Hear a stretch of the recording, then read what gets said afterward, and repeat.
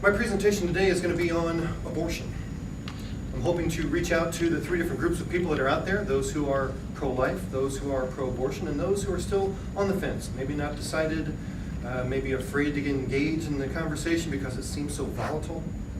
Hopefully I can give you some new information today to think about. If you're pro-choice, I hope I give you some new information. If you're pro-life, I hope I give you some good responses to the kind of questions that you're going to run into if you actually engage in this kind of conversation with people.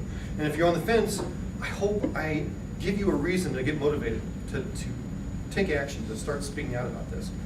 The way I'm going to do that is to focus on three different areas. One, DNA, why a human being is a human being from the moment of conception. Second, a question of natural rights, life, liberty, the pursuit of happiness. We have taken those rights away from individuals before. We're doing it now, and there's a similarity. I want to show it to you. And then lastly, the questions themselves. Things that, when I've engaged in this kind of conversation with people, things they've actually said to me, sometimes outrageous, but give you my responses, not necessarily the best, but just throwing it out there so you've got that to review.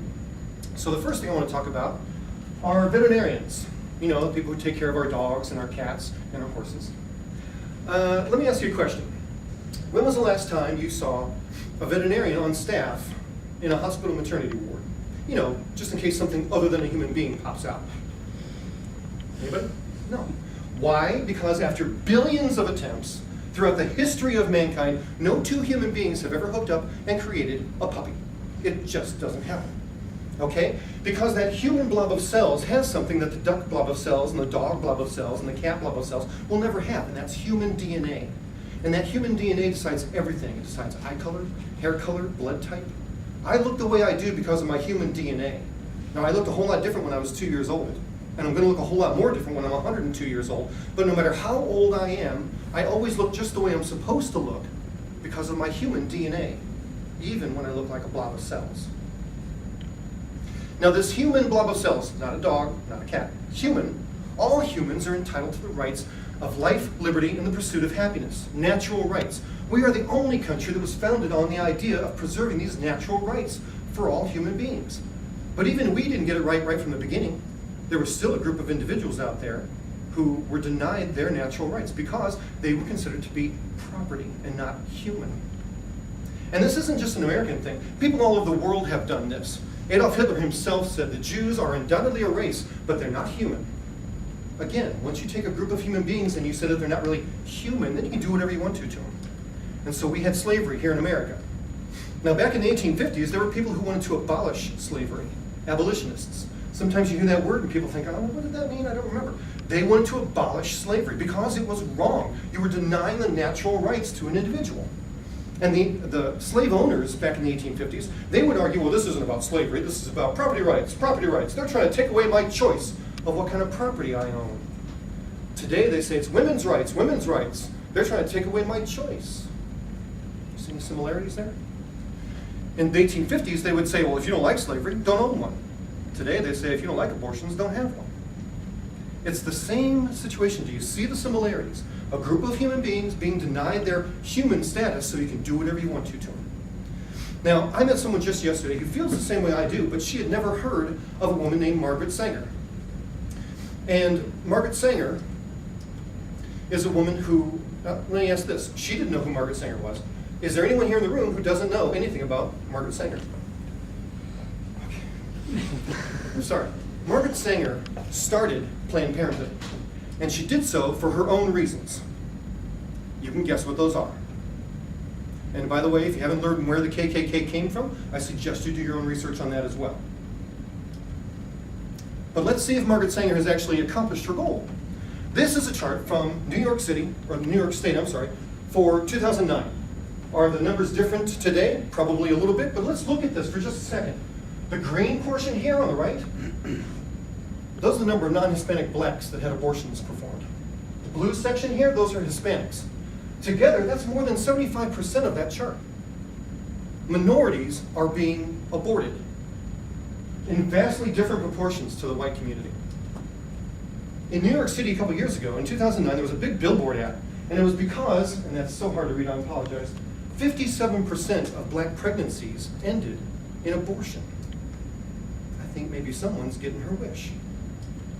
Planned Parenthood facilities are popping up everywhere. This is an article about how a Planned Parenthood facility is now in a Los Angeles high school. They're everywhere. Now this is kind of a funny cartoon I just saw yesterday. I thought I'd include it. If you're a loving and merciful God, why didn't you send someone to cure for cancer? Send someone to cure cancer and to give us true leaders to govern us. What's your problem, God? I did. You aborted them. So we should think about things like that. Are these numbers still the same? Are they about the same? Are they higher than that? Is there ever a legitimate reason to allow for an abortion? How do I handle the really tough questions about abortions? Let me pass these out. If you would take one and pass it down. The first question on here I really have already covered, but these are actual things that people have said to me, and here's my responses to them. It doesn't have a heartbeat, it doesn't have brain activity, it's not a human being. Even before it has a heartbeat or brain activity, that blob of cells has something that the duck blob of cells and dog blob of cells and cat blob of cells will never have: human DNA. After billions of attempts, no two human beings have hooked up and created a puppy, and that's why you don't need vets in the maternity ward or hospitals. You're just a man. I had someone seriously say this to me. You're a man, you don't have any say-so in this whatsoever. Well, I've never been a teenage girl forced into prostitution either, but I have a strong opinion about that, and I'm going to speak out because it's evil. It can't survive outside the womb, so it isn't viable. If it isn't viable, it's not a real human being, you can kill it. So, wait a minute, on that logic, when you have a heart attack, or appendicitis, or you're in a bad bout with stage 3 cancer, and you're being rushed to the emergency room, are you viable right now? Can you survive without the hospital? I mean, by this logic, why do we bother having hospitals? In fact, by this logic, why aren't we paying the doctor to kill you because you're not viable right now? What about rape? Killing a child that's a product of rape is killing someone who didn't even exist when that horrific crime occurred. We don't go around killing innocent bystanders. Abortions will not reduce the number of rapes. If you really want to reduce the number of rapes, I'll tell you what you need to do. Have one penalty for the rape and have a much stiffer penalty if it actually results in impregnation. That's how you reduce rape. You're a racist. This one floored me. Having a pro-life stance is the exact opposite of racism. I don't care what the race of the child is. I don't care what the race of the parents are, what their income is, what their religious beliefs are. Because the child has human DNA, they have a right to life, regardless of race. It's my body. I love that one. Has your body always had 2 heads, 4 arms, 4 legs, 2 separate sets of DNA, and 2 sets of genitalia, one of which might not be female? Or is that a recent development? What about when the mother's life is in danger? I'll give you this one. When the mother's life is in danger, she has a right to protect herself. When my life is in danger, I have a right to protect myself. In fact, that's funny. In fact, I was watching ER with my wife, and she said it was a very traumatic episode, and the mother was pregnant, and there was a car accident. They had to make a choice.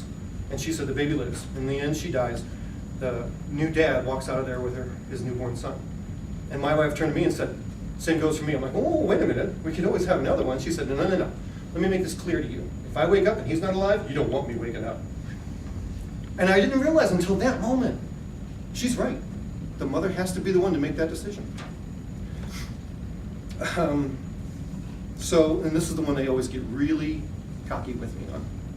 So what do you do if a woman has an illegal abortion? What are you going to do about that? Because they think you don't have the guts to say the right thing. So you premeditatedly murdered a human being. And you're asking what we do about that sort of thing? I hope I've given you something to think about, because human beings are actually at stake here. If you're on the fence, if you've never decided before, it's time to speak up and say something, because humans are dying in the millions. Think about the DNA, think about the relationship between this and slavery. That last question. Is there ever a legitimate reason to allow an abortion? Think about it. Is there ever a legitimate time to own a slave here in America today? Look, it's simple. We had a very dark chapter in American history, slavery. We recognize that. We haven't forgotten about it, but we've turned the page on that.